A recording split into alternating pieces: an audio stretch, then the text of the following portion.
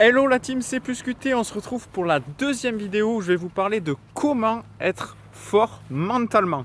Donc avant de commencer, mettez-moi dans les commentaires ce que c'est pour vous que d'être fort mentalement.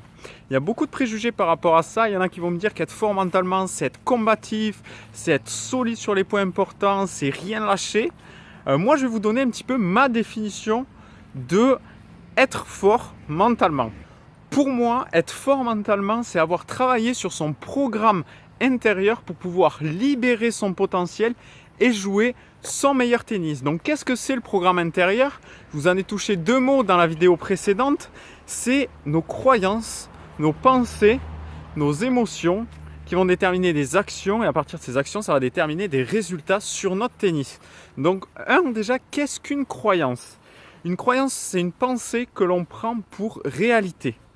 Donc c'est par exemple, vous arrivez en match et votre adversaire, il a la dernière tenue Nike, dernière raquette, il a son style, il est looké, etc.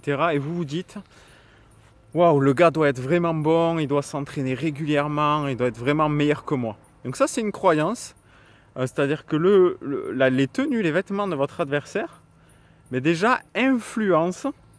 Déjà, vous les prenez pour réalité et ça influence vos pensées. Vous allez vous faire tout un tas de schémas. Il est meilleur, il doit s'entraîner souvent, etc., etc.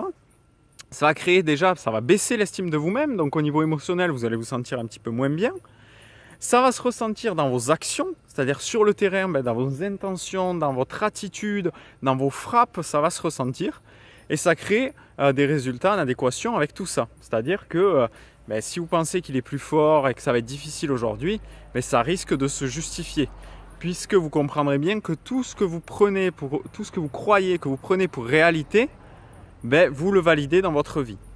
Donc ça, c'est la première clé. Donc si vous voulez changer vos résultats, si vous voulez devenir fort mentalement, vous devez casser vos croyances limitantes. Et il y en a tout un tas. Là, l'exemple des vêtements, c'est une croyance parmi tant d'autres et elle est assez simple, basique.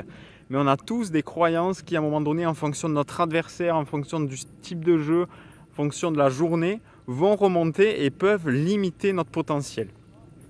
Ensuite, la deuxième chose, c'est savoir gérer ses émotions.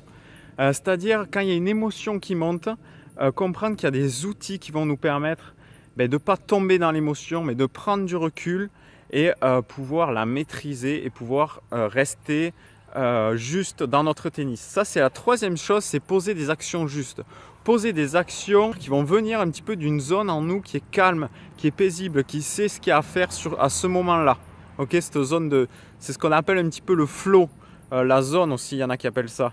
C'est quand tout se fait tout seul, en mode automatique, il n'y a pas à réfléchir. Ça se fait tout seul, quoi. On est à l'aise. Donc voilà un petit peu les trois choses sur lesquelles il faut travailler pour être fort mentalement. Et à partir de là, ça va créer des résultats différents dans notre vie. Donc pour récapituler, si vous souhaitez être fort mentalement, vous devez créer des croyances et des pensées en adéquation avec les résultats que vous souhaitez obtenir dans votre tennis. Ok, ça c'est la clé. Demain, dans la prochaine vidéo, on parlera de l'importance de l'inconscient. Donc, qu'est-ce que l'inconscient et pourquoi c'est important d'y travailler dessus, comment on peut y travailler dessus. Donc, si vous avez aimé cette vidéo, n'hésitez pas à mettre un like, à partager, à commenter. Ça me permet de faire découvrir mon travail. On se retrouve dans la prochaine vidéo. Ciao!